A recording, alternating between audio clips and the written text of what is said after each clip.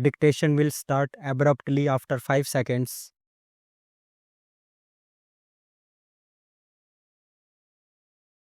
I am indeed very happy to have this opportunity to be present at the inaugural ceremony of the 36th edition of the India International Trade Fair.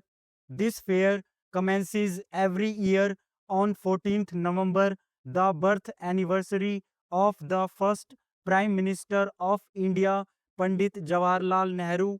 The IITF is a mega projection of the new India that is fast taking shape.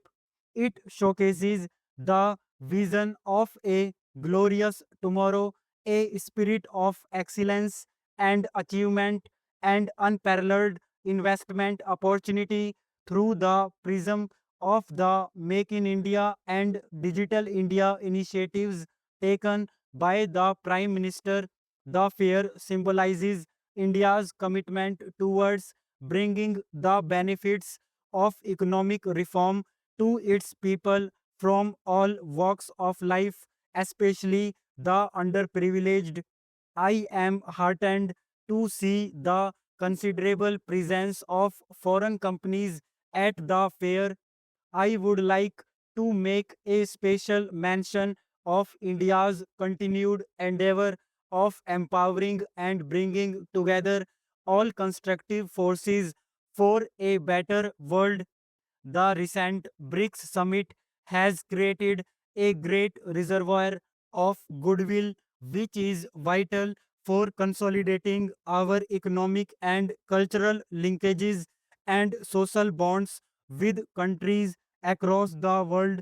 India has always believed in the stability and growth of our neighboring countries.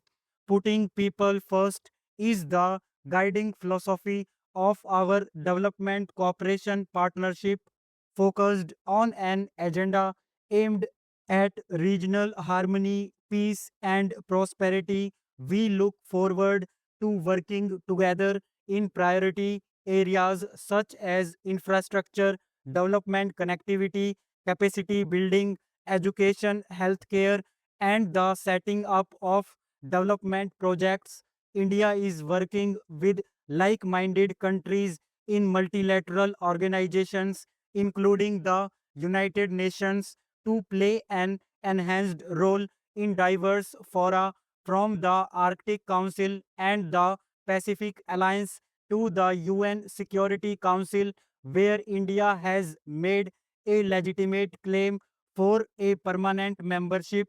Apart from economic dimensions, I believe that a fair such as IITF provides an excellent opportunity to introspect on challenges, integrate minds, and prepare strategies for the mammoth task of nation building.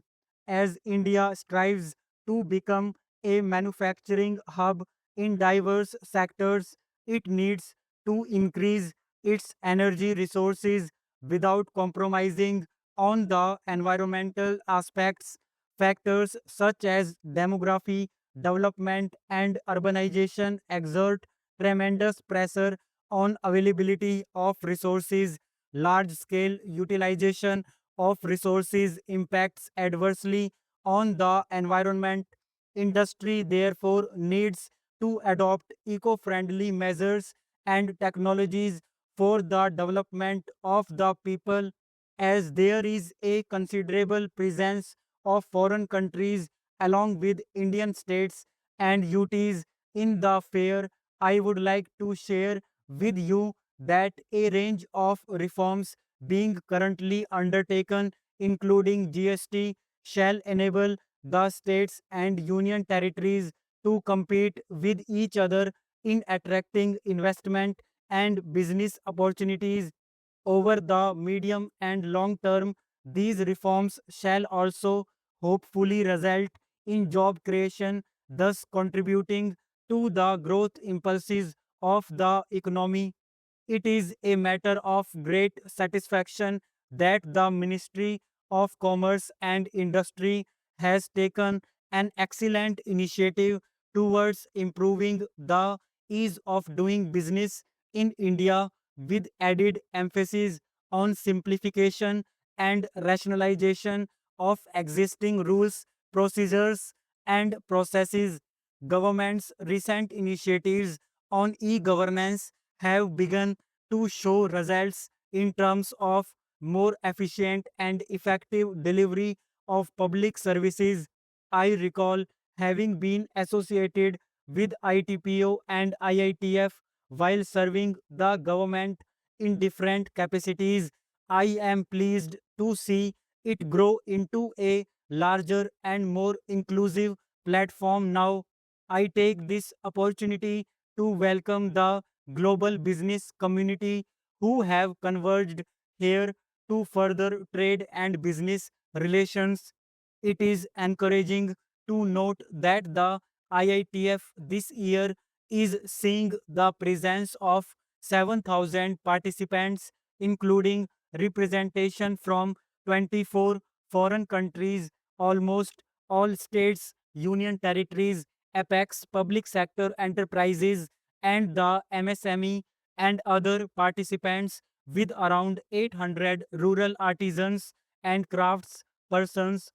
I am told that the National Minorities Development and Finance Corporation is also participating along with 100 artisans in this fair this year.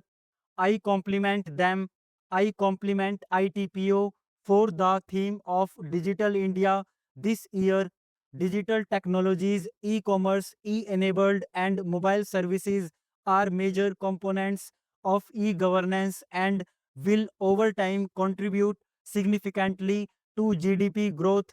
We at the same time also need to make use of our abundant renewable sources to create a society that is self sustaining and mindful of its responsibilities towards the present and future generations.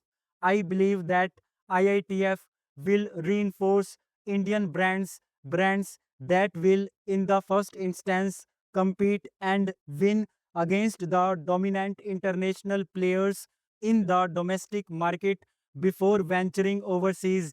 I especially welcome our foreign friends, exhibitors, delegates, and members of the diplomatic corps to this event, which is considered a microcosm of India, a land of vibrancy, culture, spirituality, and peace.